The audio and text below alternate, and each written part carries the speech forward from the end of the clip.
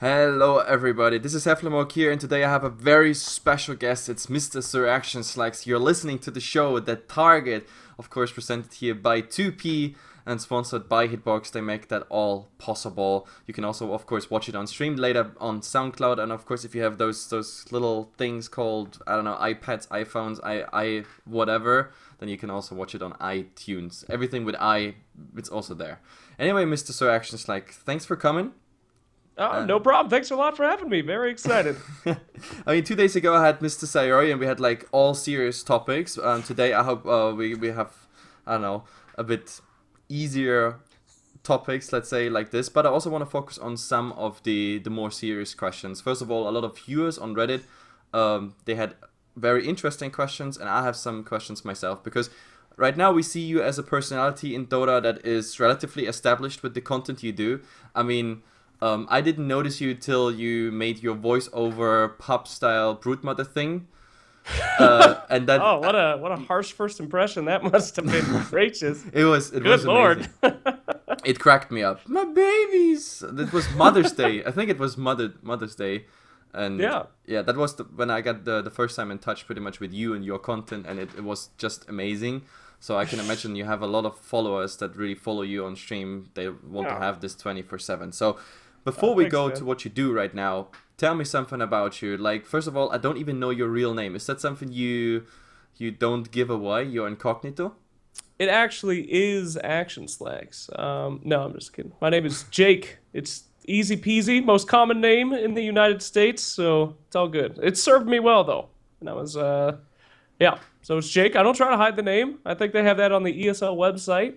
I was named after a horse. There's not much to it. What's you're Sebastian. Oh, I Yeah, see that on your cool little overlay there. Oh, hello. yeah. So that's a nice one. Sebastian. It's got a ring to it, man. How's that been treating you? I don't know. I never asked my parents why they choose that name. I guess they wanted a long name. It's more about the family name actually, because like no other language than my own has like the A with two dots on top of it, which makes a lot of problems everywhere. So I never know, yeah, on websites how to use it with the real one with the AE whatsoever. It's so my name is bullshit compared to yours. Oh, fucking audio. Okay, the audio problems are back. We just have to do the recall, I guess. This should be OBS. Okay, guys, we had some audio issues. Of course, all Mr. Action Slack's fault. I will cut this crap out, and we're all back. Sure. My fault now. Okay.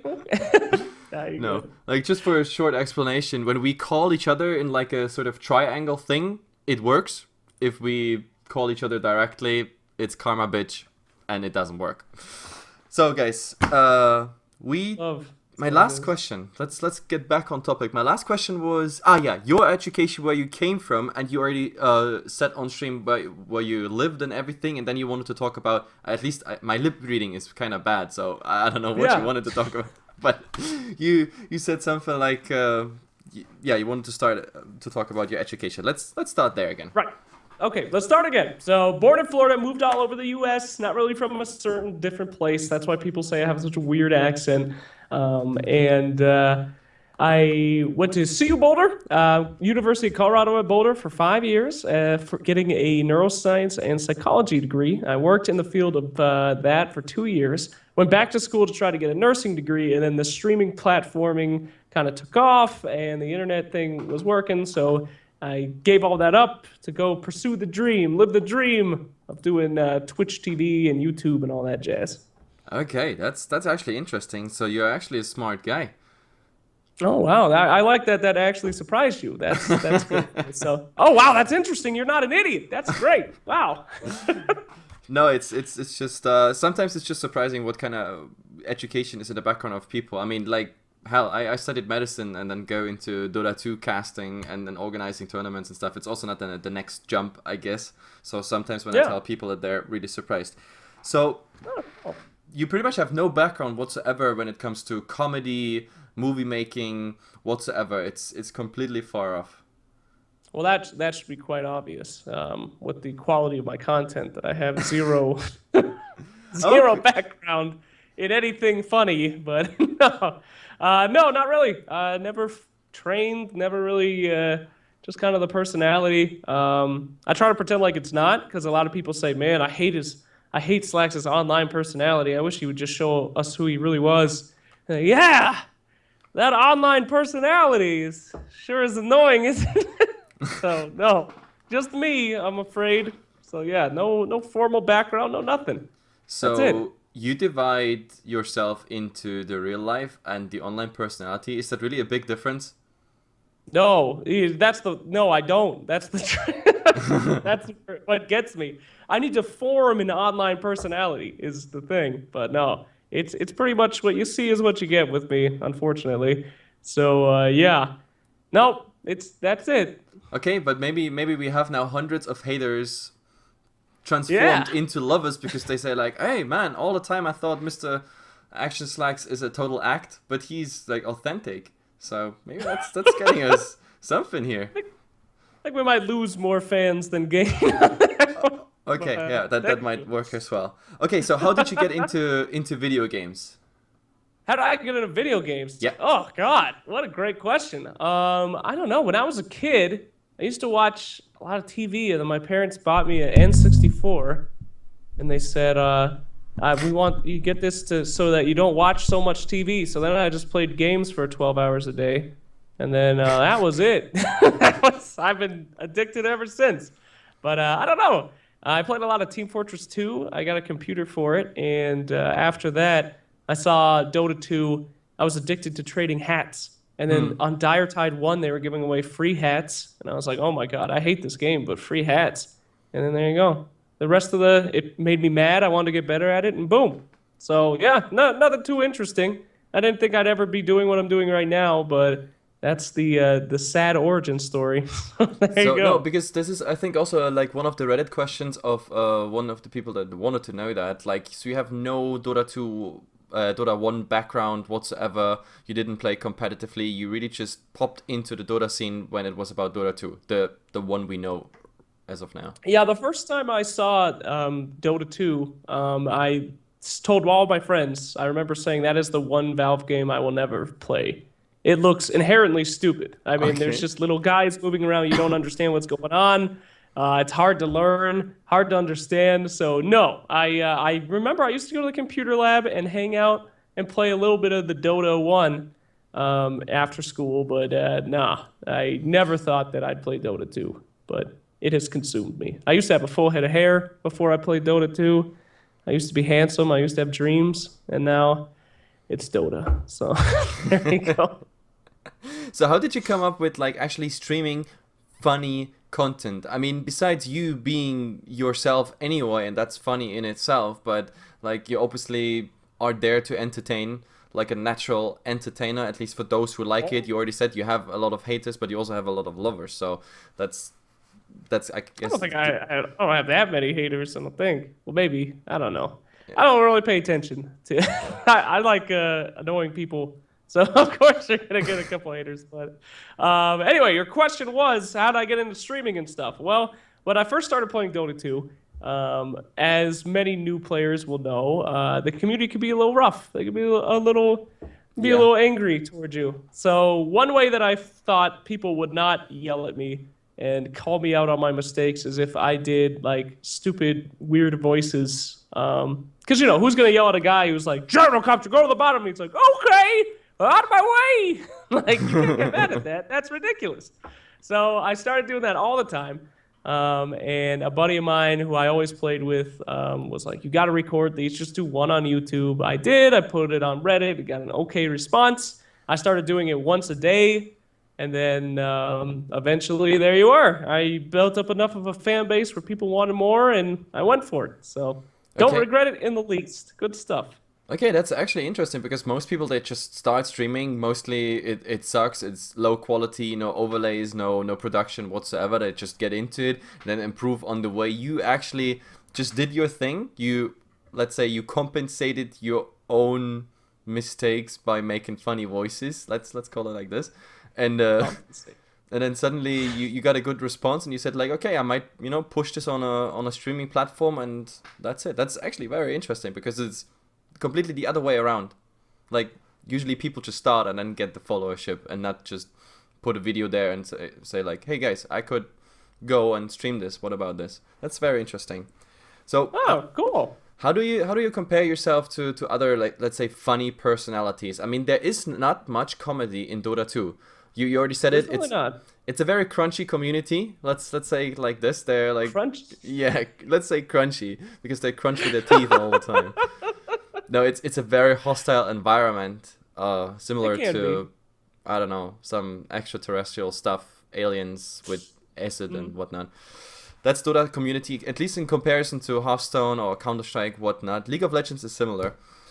Bulldog, But they don't have Cyclops. microphones in games, so you don't even know, man. Bulldog, Cyclops, and Sing Sing. I think this is like the closest it gets to someone who is on stream and being funny for who they are. The question is if they all are the way they are on stream, because that's... For Cyclops, I can definitely say, yes, he is like that, because I met him actually in real life. For Sing Sing and Bulldog, there's a bit of a question mark. But do you ever watch them? And did you say like, man, they're so funny, I can do the same? Well, oh, I hope they don't take offense, but no. Unfortunately, anybody who's a streamer or a content creator or something like that will tell you that time is gone. You know, you just stream all day, you stream for 8, 12 hours. I never have time to look at anyone else's stuff, so no. In fact, before I went to TI4 for the first time I ever went to a TI, I didn't even know anything about pro teams. I had no idea who the players were, nothing. But that's kind of my style, you know. I like to jump into stuff head on and see what I can do and just go in blind, because I think that's where real comedy is at. Just people trying to learn about the world and real world experiences. But yeah, you talked a lot about who I thought was the comedy in the Dota scene. Love all Pyrian stuff. Pyrian Flax. I watched his videos and it got me into Dota. So big ups for him. I like a lot of the content guys like Nigma, the Meme Boys, Mike Mav, Try Mike for instance, and all that stuff. So, Yeah. but as far as comedy personalities, you're right. It's kind of lacking, and I guess I'm trying to fill that void a little bit. So that's my niche. That's my niche. No, like, to be honest, I was actually thinking about, when I was also creating like smaller streaming projects and channels and stuff that are either going well or some of them are also like discontinued by now. Like Dota comedy was never really made. I mean, there was Dota cinema with nice videos and YouTube content. There were, you already mentioned some of the guys that made like videos or even some blogs and vlogs, funny articles, like editors with a sense of humor, but like someone who's actually streaming, someone who's doing like relatively serious interviews, but with that nice little touch of a love once in a while. That's, yeah, something that's completely not there. I think Cyclops was, after you, pretty much the only one who brought comedy into casting. Because, Oh, yeah, no, it's really like this. Before that, casting was pretty much like a stick in the butt business. You had to be super professional, otherwise you get ripped to pieces, and you just said like, I don't give a damn, I just have my funny cast. And even there, I guess 50% loved it, 50% hated it, I don't know. But even for that, people love it. What do you think about a comedy stream? Talking about TI, is that a realistic thing? The TI comedy stream? yeah, that would be great. And I think they have a lot of really good talent. They just announced OD Pixel, very funny guy. He would do great at some comedy stuff there. And they got Pyrian on board and all that. So yeah, well, you gotta think. I mean, there's people that are dead serious, super serious about esports. And they post on our Dota 2, they post on Play Dota, Join Dota. Oh, look at this guy's stats. But the majority of Dota players do not give a hoot about esports at all. They don't know anything about it. Yeah. They go on Dota, they play, and that's it. So comedy is really a great link between something that people are passionate about and something that people aren't. You know, being able to do a cast where you make people laugh and it's not more about the game and the players, but more about just the ridiculousness of Dota and how much fun it can be, I think is a great way to get more people interested in professional games. Because it's just some people are there for the competition, the players, the drive. And then you have a lot of people that would be there for the laughs. So, I mean, laughter, funniness is pretty much a universal language. If you get the joke, you get it. So, I don't know. I think it'd be something for sure to pursue and something that we could look forward to in the Dota community. A little bit less serious cast and a little bit more fun. Yep. And let's just go hypothetically. Dota dies tomorrow. Rip in pieces. What would you do? I'd probably go back to Dota 1 and try. No, just kidding. I don't know. That would be sad. Dota's kind of my home, and it's like what I'm passionate about, what I love. I guess I would just have that poor vagrant life of going from game to game, never knowing truly where I belonged as a Twitch streamer. That would be sad stuff. I always do have my background and my degree and stuff to fall back on, but yeah. So there's this one option. This is the real life chisel, like going back to boring real life and everything. But who wants that, right? That would be the other option. You finding another home. I mean, as I said, Dota is dead. This is our thesis right now. I mean, there are some other esports that are actually quite big. Counter-Strike, League of Lesbians, Heroes of the Storm. No. No. I can't play Counter-Strike. It makes me feel stupid and stresses me out. Really? Why is that? Oh, yeah, I'm horrible at Counter-Strike. All I do is get the 1880 shotgun and run around and just hope I kill one person before I die. Counter-Strike upsets me physically because when you die, all you think about is how stupid you are.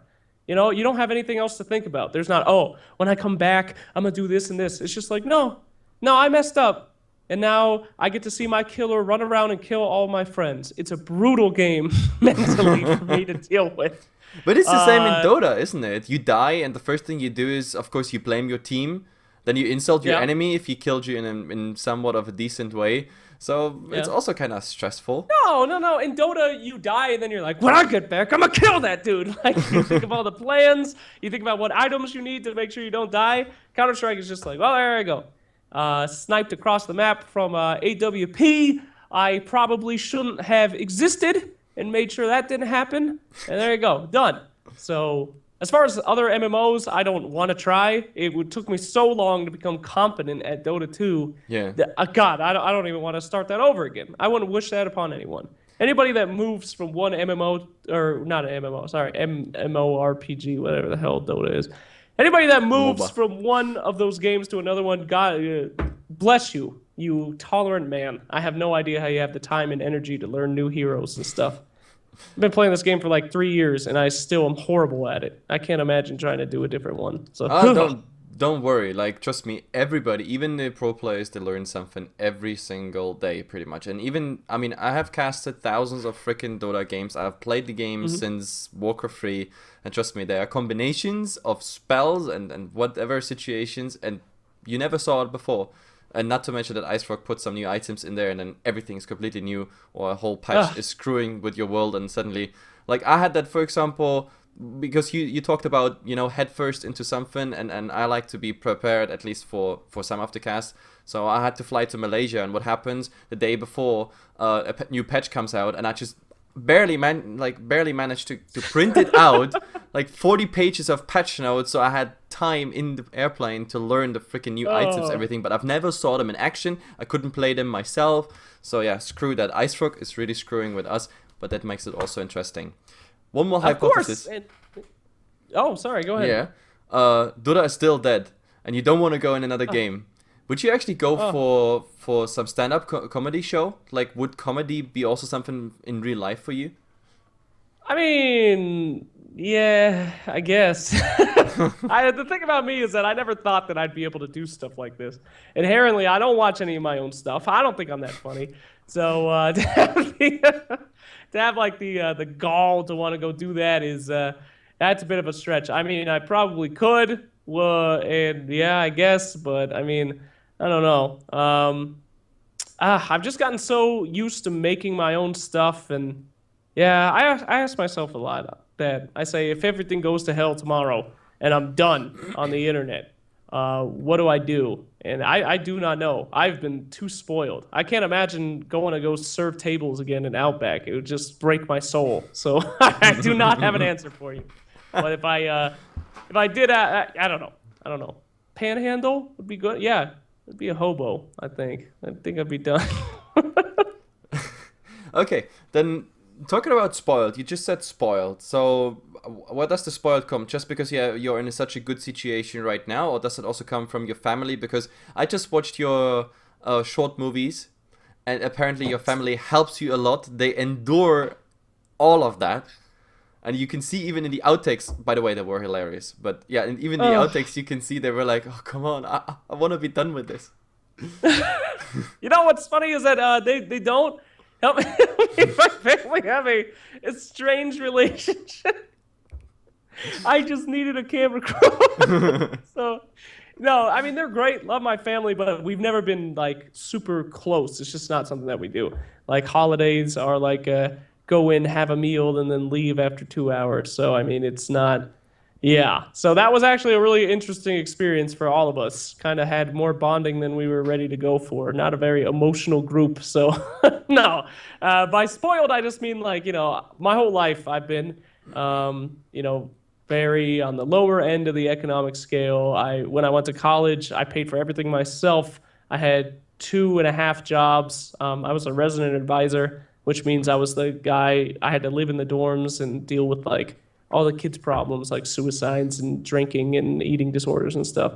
I also worked at a coffee shop, and at nights I waited tables. Like I've always been working my ass off, super poor, absolutely nothing going in my life, and then now I'm living. I every day I wake up and I think about the dream. I So mean, you're I living the get to. American dream. You are the This is American it. dream. This is it. This is like as good as it gets. I mean, I got people that enjoy the stuff I put out, and I get to hang out with them every day. I get to play my favorite game, and people pay me money. It's ridiculous. I have no idea how it works out, and I don't want to know. I just want it to be exactly the same. And then there it goes. So there you go. But it's just, yeah, being able to take something that you're passionate about and make it something that you can make a career out of, like getting hired for events and stuff like that, it Yeah. is absolutely incredible. Yeah. And a lot of people seem to forget that. Like they get big in the scene and they start to think, oh my God, I have to go doing this and this. That's one thing about me, not me. Every day I'm just incredibly grateful for what's going on. So Yeah. I don't know. That's actually amazing to hear because I like grinders. I like people that work for where they are. Yesterday, 2 days ago, I talked a bit about Sayori, like the coming out, getting into the scene and also getting in a spot where you're like suddenly all famous. He admittedly said like sometimes there's just luck involved. You have to be at the right time, Yeah. at the right place, with the right content, I guess, or with the right character, whatever you want to call it. For you, you're a hard worker. What kind of projects brought you here? And like, do you actually have a business plan? Do you sit at home when the stream is off and you're like, what could I do next week? Do I need to boost this social media, this website? I need another video, another new series on YouTube. You have a business plan behind this? Oh yeah, absolutely. And that's one thing that a lot of people don't think about. They come up and they're like, "Hey, how do I be a streamer? How do I make content?" And I'm like, "Well, you got to figure it out on your own. You have to be your own businessman, and you have to have your long-term goals, your short-term goals. What am I going to do tomorrow? What am I lacking? What do I need to improve on? I mean, that's just what you have to do as your own boss. And in esports, nobody's going to hold your hand. In fact, Yeah. a lot of people are going to be out there just to screw you. I don't know if we can say that, but Yeah, no, a lot of that's people will. absolutely Yeah. correct. And you gotta consider yourself as the only person that can really get you through stuff. Is this worth it? Is this guy actually gonna pay me? Is this dude gonna have me do this for no reason? So, yeah, you have to be your own boss. You have to have a business plan, and I have them every day. So it doesn't seem like it, right? Because all my content's so weird. But no, I have a plan, I guess. Yeah. No, I just wanted to like see if your I go head first in statement goes along with like actually your business plan. But there is a plan behind. So fill us in a bit. I mean, I know some of the former projects. Like I know most of the YouTube content. I watch your stream from time to time. I saw your interviews you made. The how did you call it, the Scrub Hub, for example? Oh God, yeah. Yeah, actually the Scrub Hub was fun. I love the idea. If I had the means, I would have said, Slacks, you know what? we are not invited for the freaking hub. Let's make a fucking scrub hub of all those casters who are hard working and not like actually being invited. But of course, US and EU far apart.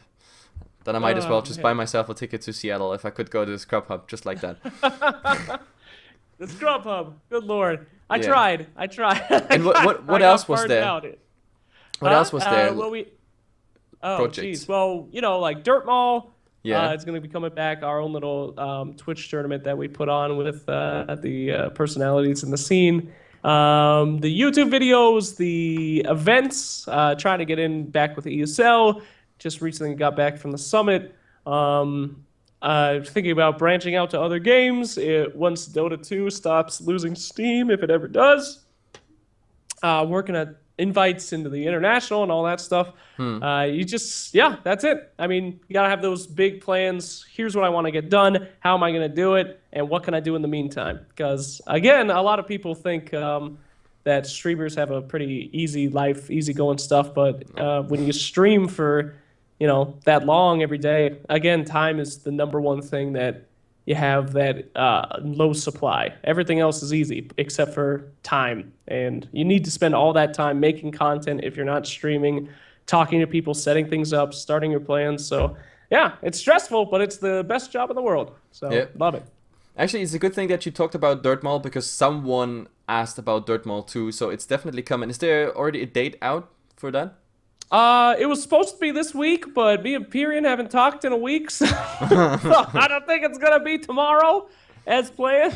Yeah. But, ASAP, I believe we have to re-talk about that and get that going. But we definitely want it before TI, so don't worry. Maybe next week. Okay, so that's the Reddit question pretty much answered. There's also one thing we did not mention amongst all these projects you have. What about Dota Cinema? Like, this is Sunsfan and I'm here with misdirections, like stuff. Oh, God. Well, Dota Cinema is great. Again, they're one of the reasons I started playing Dota Cinema. I watched all their content before I really got into the game. And just a really great group of guys. As far as the relationship between me and them, I'm not DC Slacks or anything. I do love working with them, but it's better for you to be not tied down with a studio so that you can get different opportunities if you want to be a freelancer like me. But at the same time, I just really like making content with them, for them. I did their April Fool's video, and I got some other projects that I want to get going off with them. But in reality, I mean, Sunsfan is just an awesome dude. He's just really fun to hang out with and talk with, and we've become pretty good friends. So same thing with Nikki, same thing with Neil. So at this point, rather than business, it's more of we all have kind of the same goals. We all have kind of the same work ethic, and it's just a lot of fun to hang out with them and help them out. So, yeah. I definitely enjoyed it. I definitely enjoyed, even though, of course, I was also a big fan of Reeves. So, like, I hope I don't step on your toes right now. Oh, my God. I love Reeves. Sorry. Jesus, yeah, he's just amazing. But I think you do a good job replacing him because it's not easy to replace this. This is like, I don't know, Sunsfan getting divorced and he's looking for the old supermodel he had there, and you're like the guy who has to do this. And of course, there's like a lot of Dota Cinema fans or Reeves fans that don't take you the good way. What do you think? Yeah, of course. Yeah. Well, I mean, it's just how it has to be. I don't think. I know that they didn't want to do the show. They didn't want to cancel the show. And as much as I love Reeves and stuff, I really enjoy the premise of the show. And I wanted to see it keep going because I think that there weren't many different people that they were going to put on for it. It was basically, if I didn't do it, they were going to stop doing Fails of the Week, pretty much. Like, because they couldn't think of anybody else that would have like the time commitments and the establishment and the scene and stuff. So it was kind of if the show fails, then I've destroyed it, of course. So that is kind of a stress. Yeah. Are you still there? Did I lose you? Yeah, so sorry. So yeah, it was a big decision for me. Do I want to be the captain? Do I want to be the person that killed Fails of the Week? Was basically the question I had to ask myself. And I think it's working out pretty good now. But yeah, it was definitely hard to come in after Reeves left, especially with how he left. At the time, it was all still very hush-hush. I knew what happened but it was this whole thing with the community. But again, I mean, that's the good thing about me is that I try to not take myself too seriously, and I can go into something and completely mess it up. If you remember the Dota 2 Canada Cup, Yeah. Yeah. I could just I do. completely go in and be horrendous at something and then still come out okay. So really, it was less. I really want this opportunity to work with Dota Cinema, and I really want to become the new Reeves and all that. It was really just I want to save the show that I've always loved, Yeah. and that was the only reason I went into it. And then it worked out. So thankfully, I'm not the man who killed Fails of the Week for the majority of people. For some people, I am. Yeah. Okay. I mean, I it's would've still died up and anyway, running. so- Like I think Right. I think the bottom line is, and I think I have to say this also for the people that are gonna watch this now or later, it takes quite some balls to take over a show that potentially might be, discontinued after, I don't know, 10 episodes with you, and then of course you would be by the community the one to blame, and maybe even Exactly. Yeah. I think in some crazy minds you might be also the one who killed Reeves, who Right. had an affair with Sunsfan and just pushed Reeves off or something. I know how crazy the community no. can be. So no, it takes quite some nuts to actually Some go people, into this. yeah.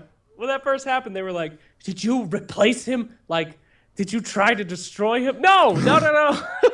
Like he left on his own accord. It wasn't like "I'm gunning for you." Like, there's no way. Reeves is much funnier than me. I love Reeves. He's hilarious, and I want to work with him in the future. We were friends before he left Dota Cinema, and we're still friends now.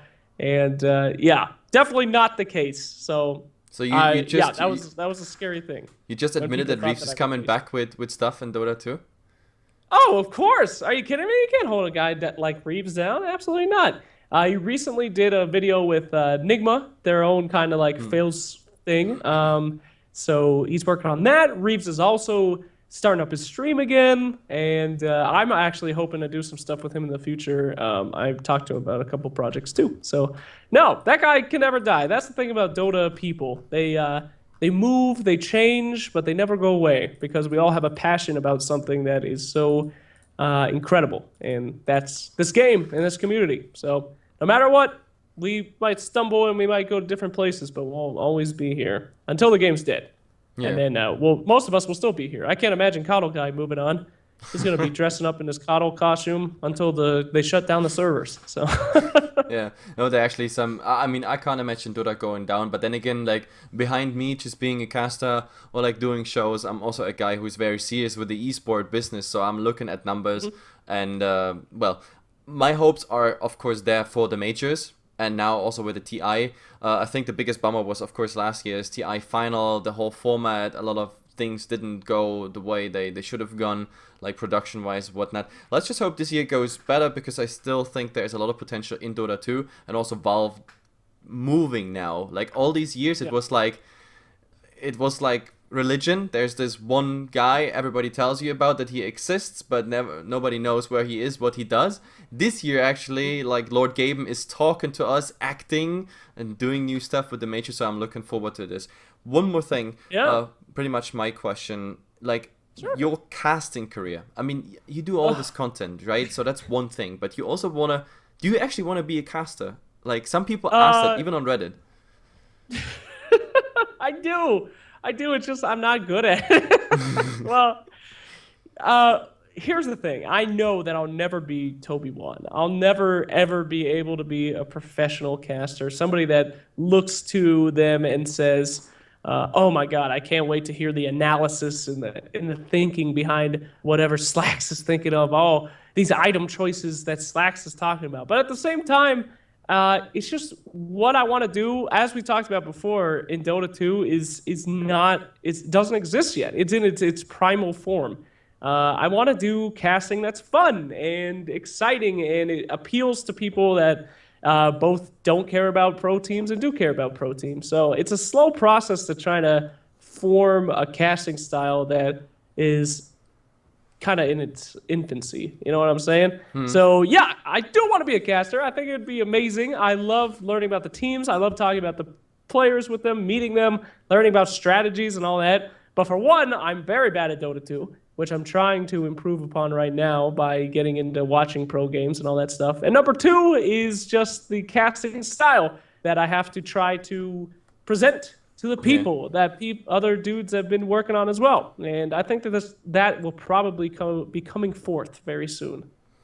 So there's one more thing, and it actually might be depressing. So hit it up, go for it. TI invites. They're just right now. They flew out. People got informed. It hits Reddit right now. Did you get your invite? Nope. No No. invite for TI. But what are you gonna do, huh? That's life. That's life. Yeah. I mean. Yeah, I can see where that goes from. I mean, come on. You have to take the best of the world for that kind of stuff. There's always going to be better casters, and there's funnier people and all that, but you got to look at what you can do. And, just because I wasn't invited doesn't mean I'm not going to try to do content. Going to try to get out there and do my own thing. And to be quite honest with you, I mean, it means I could do whatever I want to do, which is amazing. And I can have any kind of content that I want without having to make sure that it is approved. Would I have liked the invite? Absolutely. I've been working towards it ever since I went last time, working my booty off, trying to go for it. But it didn't work out, didn't happen. But at the same time, you got to take that kind of disappointment and funnel it into what can I do now? How is this a good thing? And then how do we make that into some good shit? So that is. I don't know if you. I know how you feel, because I mean it pretty much goes the same for me or for the Hefla TV guys. At least I don't know if anyone of those guys got any invite, but I'm still proud of what we achieved. I'm also proud of what you kind of achieved, because like, I mean, with or without the approval of anyone else, may it be invites or big studios or big names, you still get your content out there, you get invites. Since you have a business plan, which you just admitted like 10 minutes ago, Plan E failed, plan A failed. What's plan B now that there's no invite? Well, that's easy. I mean, last year we went to the event and did a lot of really fun content that was not like sponsored by anybody. It was just for us. So that'd be the plan again. Go down to TI5, make our own content, have some fun. What I really want to do last year, we had all the content come out a week after TI ended. And I would really like that content to come out the day of and all that jazz. So, I mean, screw it. It's a freeing thing to know that you're not good enough to be hired, isn't it? Because then that means that you don't have to work towards it. It means that you can do whatever you want. You can say whatever you want. You can say whatever you want, do whatever you want. So there you go. I mean, that's part of being freelance. If you're tied down with people, you can expect to be invited to stuff. And if you're freelance, you got to work extra hard to go for it. So done and done. I'm super excited. And I ain't got no strings on me. It will be a lot of fun, I think, to go down to Seattle this year. Okay. Then I'm kind of jealous that you actually go, because, I'm looking forward to the content. Come on. No, it's just the pond is so big, and like those lanes over the pond, they cost so much. That's the biggest problem. But also part of this. Did you go to ESL? No. I used to all up my budget in other small investments. I'm bringing Dota 2 events now in countries where there has never been any Dota events whatsoever. I'm organizing LANs and tournaments and stuff like that. Awesome. Yeah, I'm on the frontier of Dota. I might not be, at the international or something like that, but I bring Dota to regions that never even heard about Dota. So I'm happy about this. One more thing though for this show, not to talk too much about me. Viewers can actually ask questions. We had some questions on the stream before we had the audio issues, but there's also a nice Reddit thread, and I gotta run you through these questions because some of them are actually hilarious, and I'm looking forward to a hilarious response as well. So, there's a very common one here by Myrta128. What's your favorite part about all things Dota? I love the community at large. Every single time I play a Dota game, I'm always laughing. It is the best. Without the kind of community that we have, it would just be the worst, boring game in the world. It'd be League of Legends. So, no, I'm just kidding. But, no. Absolutely. My number one thing I love about Dota 2 is its amazing community. Not even so much the known people, just like the guys in the pubs, raging at other people, laughing, doing ridiculous strategies. I mean, we have the best community in the world, so that is my number one. What I love, anything Dota 2 related. Okay, next question. And actually, I have to fill in a question of mine. Who the hell is Butlet? Is that someone of your stream? The Bottles. No, actually a fun story between me and him. So one of my favorite things to do is troll people that are trolling me. I think it's funny, and I get along with people that hate my content a lot more sometimes than people that like it. So, Butlet. I once went on I noticed that every time I was posting stuff on Reddit, there'd be this one guy just digging into me every single time. I don't know what I did to this guy. I don't know where he came from, but he would just post paragraphs about how much he hated me, how horrible the content was. Okay. What a fat, stupid asshole I was. Pardon me. I don't know if we could curse. I keep doing it. Yes, we can. Okay, We're great. free to do anything. So every time I read one of these comments, I'd be in tears. The guy was hilarious. I loved reading him, and I became his biggest fan. So I would always post his stuff on my Twitter, post his stuff on, quote his stuff on my streams. And eventually it was this hate-love relationship that he eventually came over and he started liking me and we became really, really good friends. Okay, let me fill this in so that the listener on SoundCloud later or something actually has an idea what's going on here on Reddit. So I quote from Mr. Butlet on Reddit. How do you come to terms with the fact that you are a gigantic festering butthole that continuously and uncontrollably spews shit all over everyone and everything that you come in contact with? He really loves you, apparently. I love that guy. He has become a very close friend of mine. And it's really funny, too, because he is gaining notoriety just as a Slacks hater. So it's kind of like this parasitic relationship where he has cursed himself now that he needs me and I need him, and it's great. It's like good. Some kind of twisted Romeo and Juliet. Love them. That's the thing about your haters, especially the crazy ones. You got to keep them close. Don't let them go free out in that wild. Don't piss them off. Become friends with them. Get to love people that hate you, and they'll love you back. So that's the Butlet story. I like to think. That's an important lesson for life. Keep your friends close. Yeah. Keep your haters even closer. Yep. Yeah. So, and if you find someone that's truly insane, you keep them right next to you. Okay. Yep. You can use the insane people on other people. It's great. So we've had those stalkers. Keep them informed. Tell them what you had for breakfast. That's what I do. Just keep that information flowing. So next question is, how much do you love your pug? Oh, I love him a lot. His name is Mr. Roo, the pug. His name is Rexy Roo.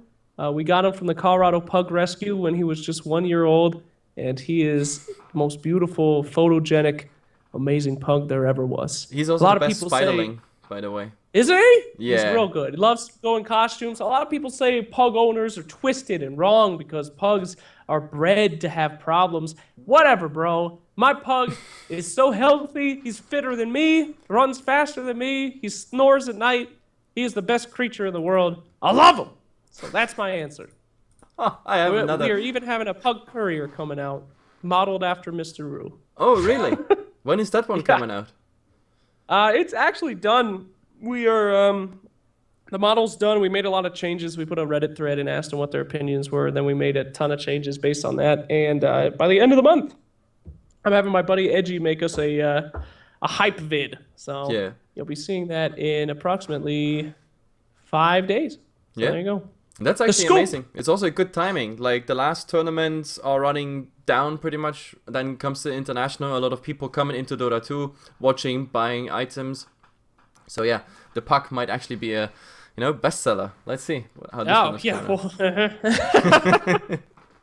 I have a next question here, so we get through with the Reddit guys, because I always promise them that we answer almost everything. How do you have no shame going out in public in a cardboard box pretending you're a grumpy old man? Oh, I have shame. So I just don't let it show. No, I mean, that's just who I am. I mean, I find a lot of humor in not only content but situations, and it was a very funny day. I actually people were giving me money. They thought I was homeless.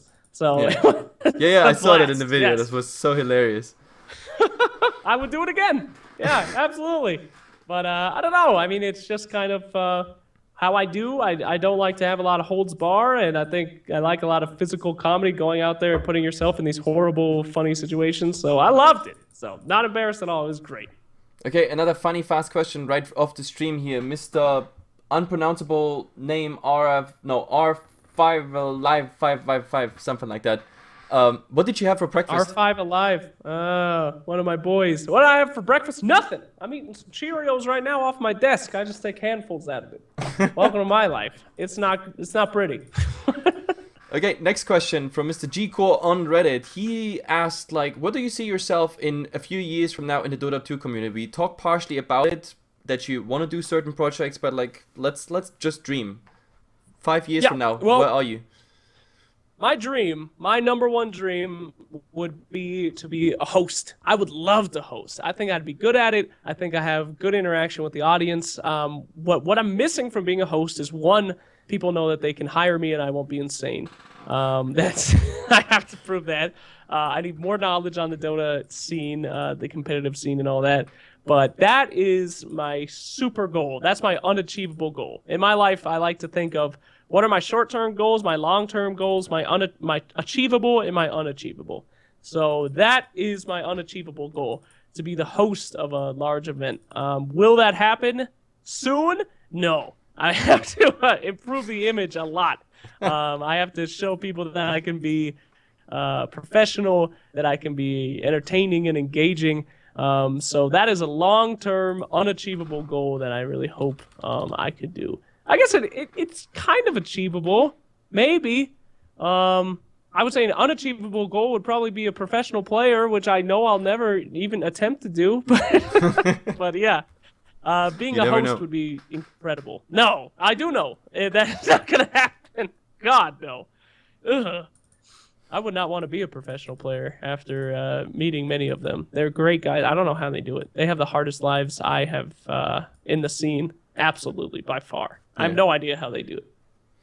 Okay, next by Mr. The Fast and the Furion. That's an amazing name, by the way. Where the F are the Immortal Slacks? Did you promise some Immortals and you never paid them out? They're there, dude. The Immortals? No, they're talking about the Immortal 3s. The TI3, yeah, you goofball. Have you seen them? I don't want them to come out. Did you see the lion head? No, it's hideous. I'm not a head guy. Oh, yeah, they got this. They got this GIF.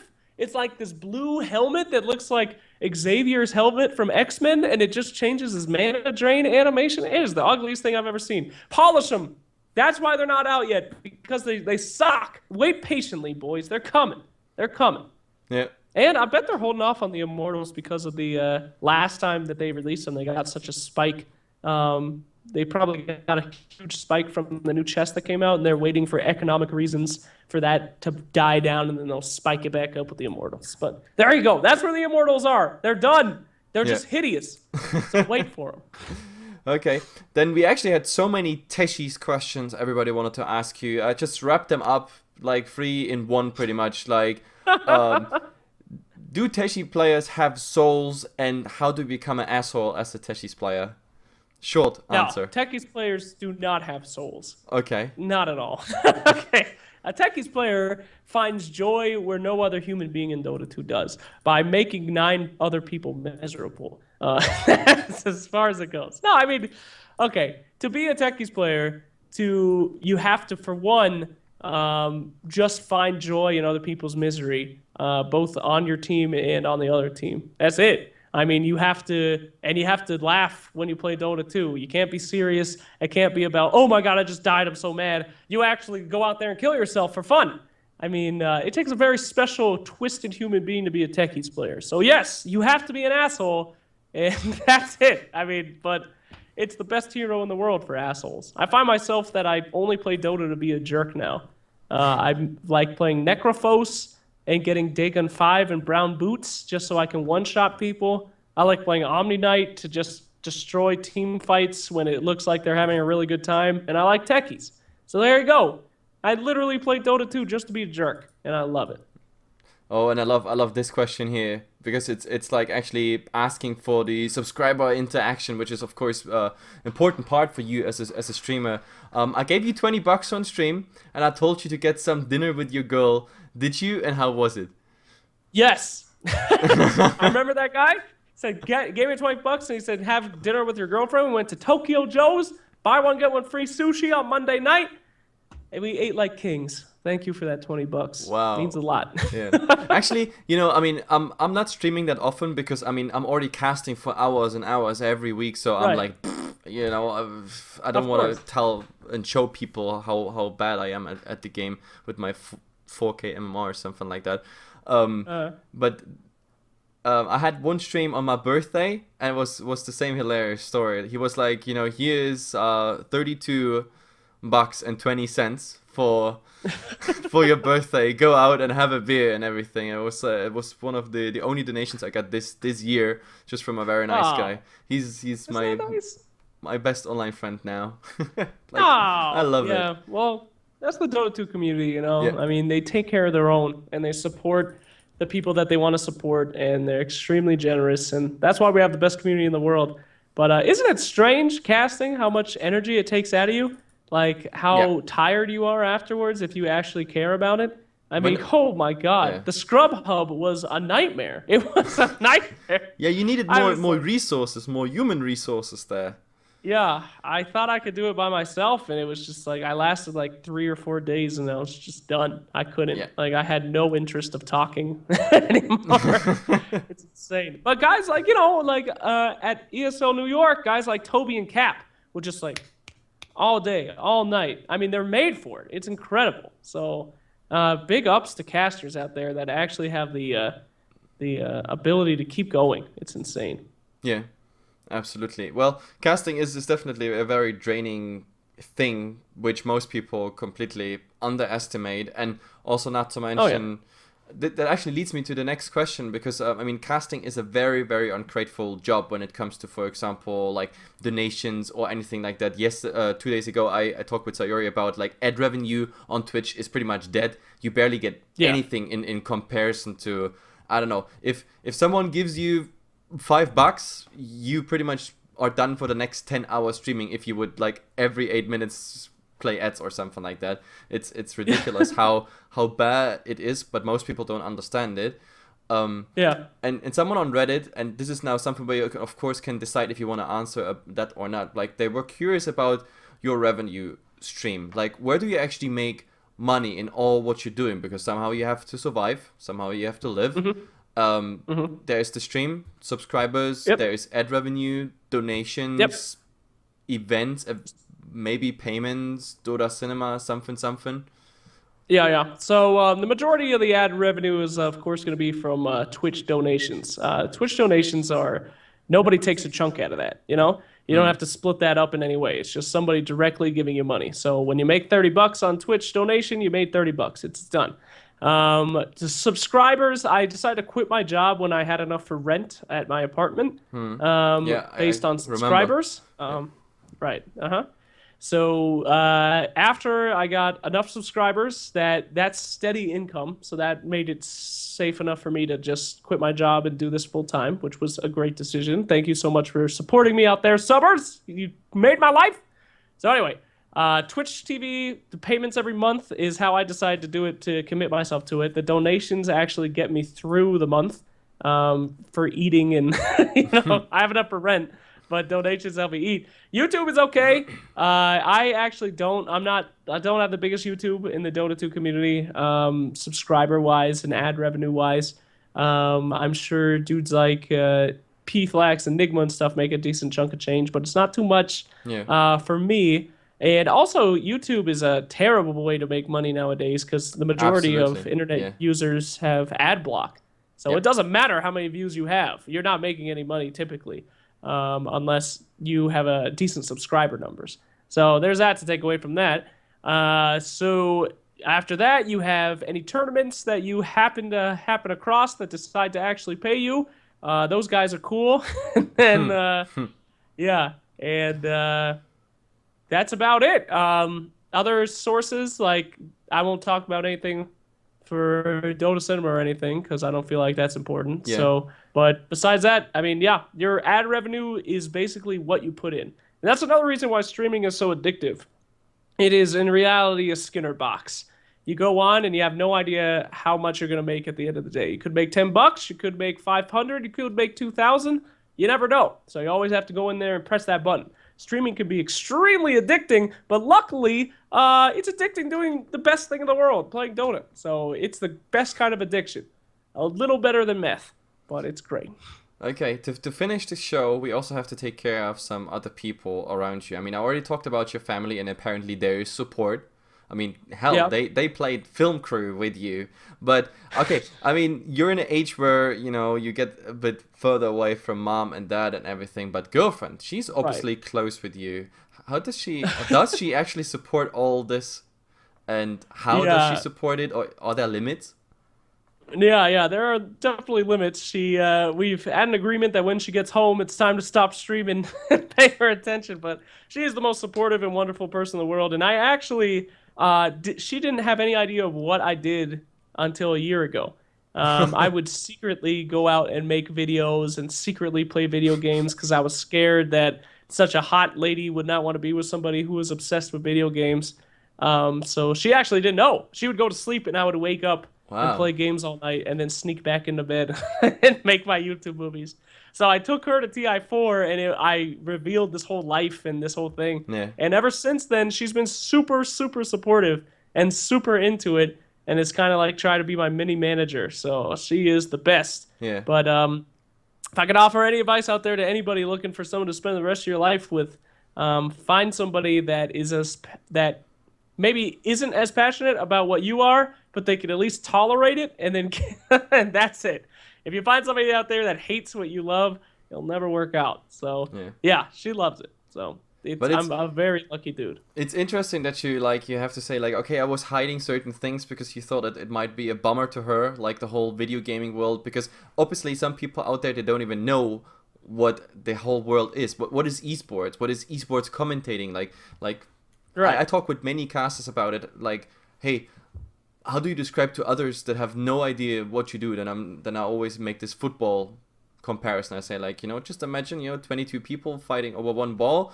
Someone is commentating that, mostly in a very boring way. We have that with 5 people on one side, 5 on the other.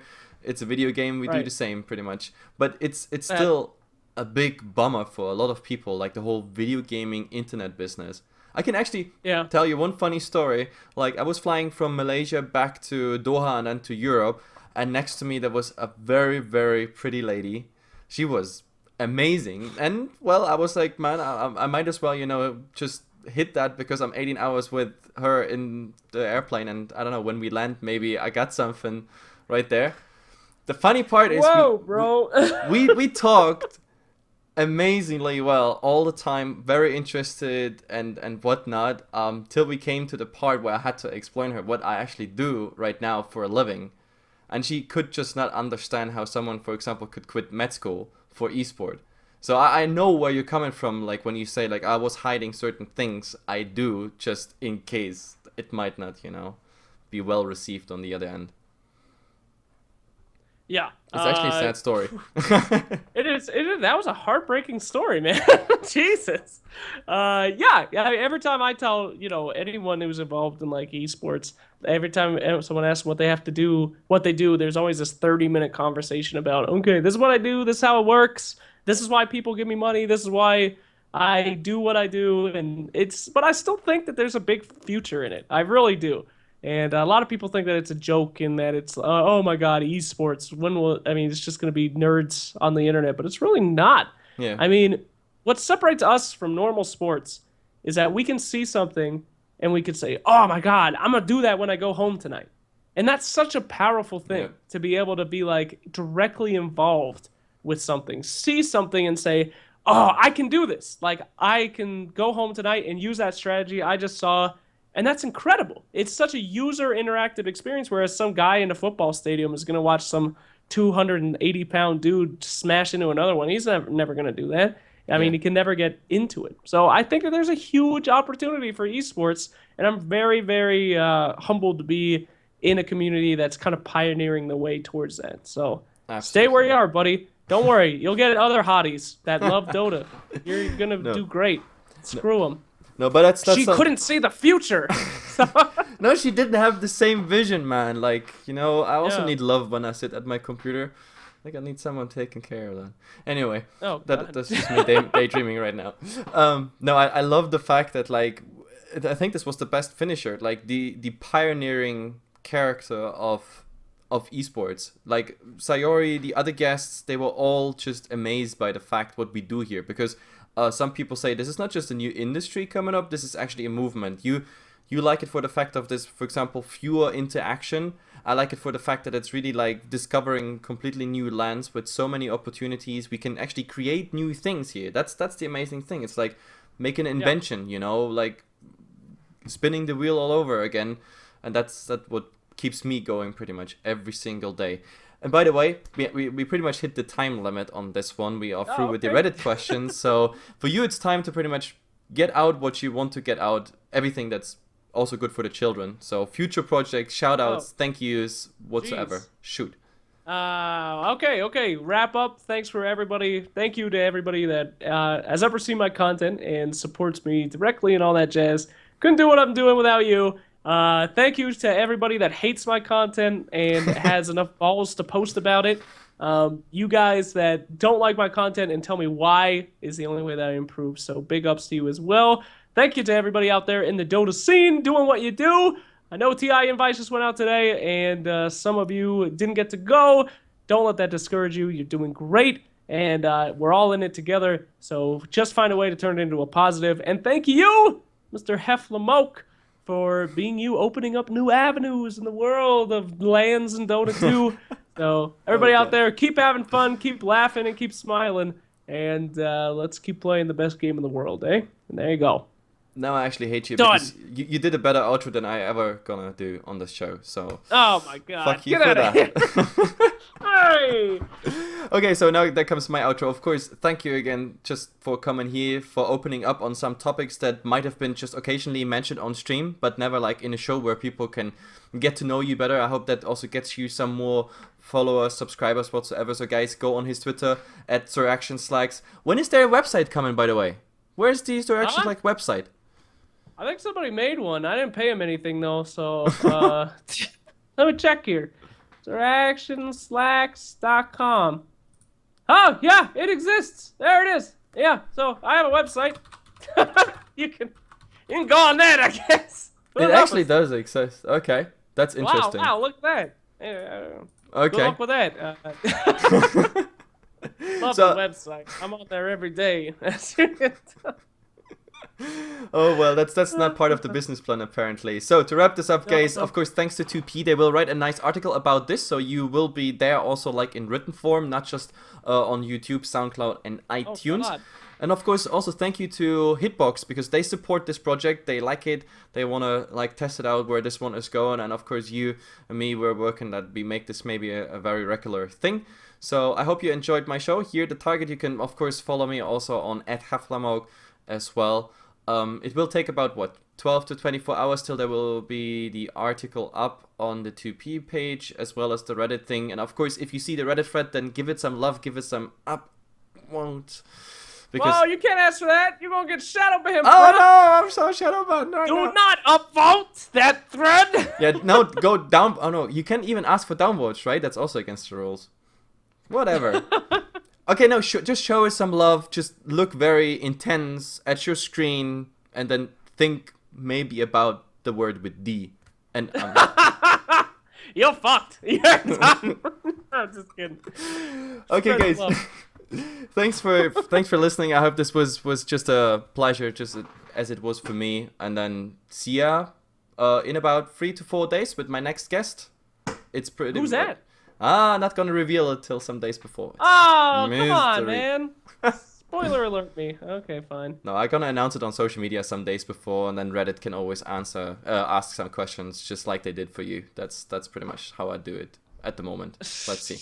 But maybe I get inspired by Mr. Actions like for new ways of content delivering. Get out of here. We should end the show. We're starting to. Yeah, true. We're gonna We make out soon. Jesus. yeah. Welcome to the Target. This is the second episode in 1 week with Mr. So Action Slacks. No, guys, we're definitely out now. See ya. Bye.